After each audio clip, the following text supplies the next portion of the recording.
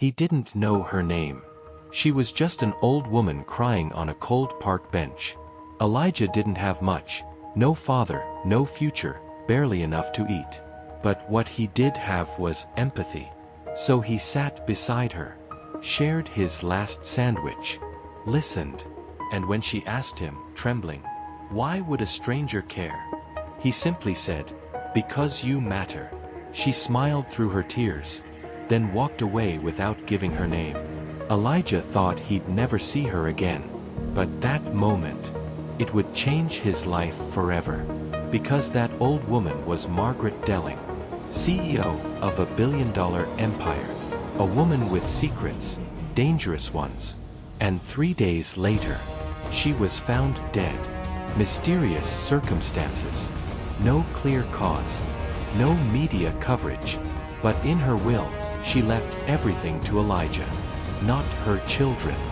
Not her lawyers. Not the politicians who called her friend. A teenage nobody, he was suddenly heir to one of the most powerful families in the United States. The vultures came fast. Reporters, lawyers, and Braden Delling, her only son. He called Elijah a fraud, a scam, demanded to have the will overturned. But what Elijah didn't know was that Margaret left him more than money. She left him a mission. A flash drive hidden in a piano. A key inside her old coat. And a message. They'll come for you. But don't let them erase what matters. Elijah unlocked the drive. Inside, documents, names, accounts, proof that the Delling Corporation had bribed hospitals, evicted families, and even blackmailed elected officials. Margaret had been trying to stop it. But the deeper she dug, the more enemies she made. And now Elijah was holding the torch. He tried to go public, tried to tell the world the truth. But before he could, he was arrested. No charges, no hearing, just vanished. Locked in a concrete cell by men in suits with no names. And one question: where is the vault?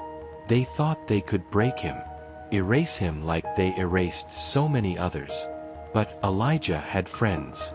Tasha, the girl who once beat him in debate club. Jude, the hacker who used to steal cafeteria Wi-Fi. They remembered Margaret's story. A church on Lincoln Avenue, where she said she learned how to lie to powerful men. It was a clue. Beneath the altar, they found it. A key, a file, and a letter. The real vault isn't filled with money. It's filled with the truth they buried. They leaked the files online. The world exploded.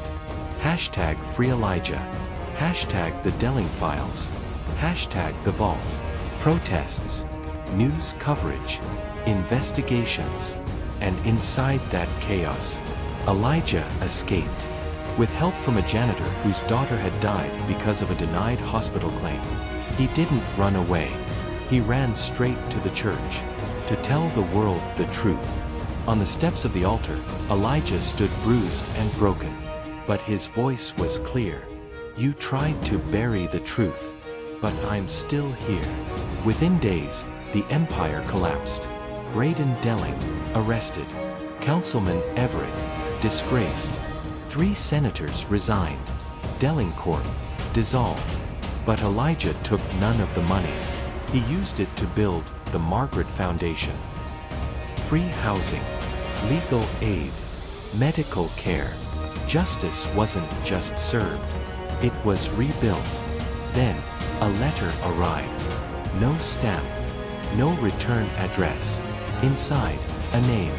Jonathan Vale. The same name Elijah's mother whispered in her sleep. The same name on a torn birth certificate hidden beneath their trailer floor. He wasn't Elijah Williams. He was someone the world tried to erase. Zurich. A vault. And inside it, proof. His real father, Dr. Lionel Vale. Whistleblower. Innovator. And a man declared dead decades ago in a plane crash. Only, he wasn't. He had staged his own death. To protect his son. to escape a system he helped build. A system called Project Silence, designed to erase identities, rewrite truths, and control the world's memory. Elijah was never just a boy from nowhere. He was the only known failure of Project Silence. They couldn't rewrite him, couldn't delete him, so they hid him, renamed him, until Margaret found him and gave him back his voice. Then came the coordinates, a bunker in Iceland, where his father was waiting, alive, in the citadel beneath the salt. There, Elijah saw what his father had built to destroy the system. A countercode, a virus, but to use it meant exposing everyone silence had hidden. Thousands, maybe millions. His mother was among them. "I'm not Elijah," he whispered. "Not Jonathan. Not a number. I'm the boy who helped someone and changed the world." He pressed enter. The world changed again. False names were erased. Real ones restored. Corrupt leaders fell. Forgotten heroes were remembered. Children found their parents. Wives found their husbands. And somewhere, a new broadcast lit up a forgotten satellite. Veil protocol activated. Because in the shadows, one final project remained, Project Mirage. A system not to erase memory, but to rewrite reality itself. And the man who built it, he was still alive. Life lessons from the story. The world may try to erase you. It may rename you, rebuild you, rewrite you, but the truth is louder than any lie. And kindness leaves fingerprints even power cannot wipe away. Sometimes, you are not who the world says you are. You are who you choose to become. And when you fight not just for yourself, but for those they silenced, you don't just reclaim your name. You become unstoppable. He thought the story was over. He thought the truth had won. But in a hidden room, with flickering monitors and shifting code, the final phase is already running. And the real war? It is about to begin. To be continued. In Part 2, the memory war begins. Subscribe to Crime Files Uncovered for more exciting and thrilling stories.